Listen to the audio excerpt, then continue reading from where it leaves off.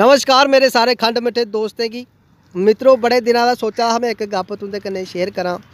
Time नहीं मिला तो अज थोड़ा टाइम मिले तो मैं चलो अपने यार दोस्त कन्नै जरूर एक गप शेयर की जा। थोड़ा हसी मजाक भी होना चाहिए, ये कन्नै इंसान का खून भी बधदा और इंसान खुश भी रहिंदा। तो गल यह है कि गल बड़ी पुरानी, कोई 4-5-6 साल पुरानी है। अदूं ये नवे नवे हरन चले टुल्लू लुल्लू वाले, और जिसी दिखो मैटाडोर, ऐटो, मोटरसाइकिल, स्कूटर सारे उ'ऐ पाए दे। तो होया कि गल कि मैं हा शालामार खड़ोते दा, मैं होना हा गांधी नगर।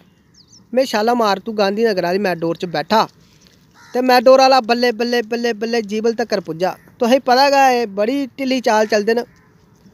ते पिच्छू उस्सै रोड दी दूई मैटाडोर भी आई।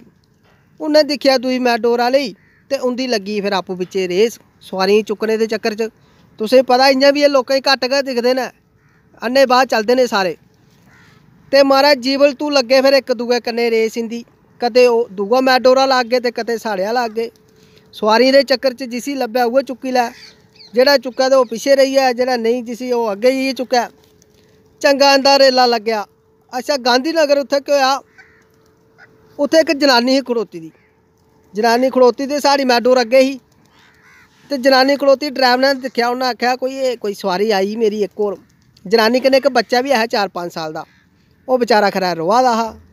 ते ड्राइवर ने जंदे दिक्खेआ सोआरी, उन्नै फटाफट ब्रेक मारी ते कंडक्टरै पुच्छेआ, उन्नै आखेआ भैन जी चढ़ो चढ़ो चढ़ो, कुत्थें जाना? आखन लगी जाना जुना कुदै नहीं भरावा, मेरा जागत रोआ दा। लै ड्राइवरे आखेआ कि टुल्लू लुल्लू आह्ला हन्न मारी आया।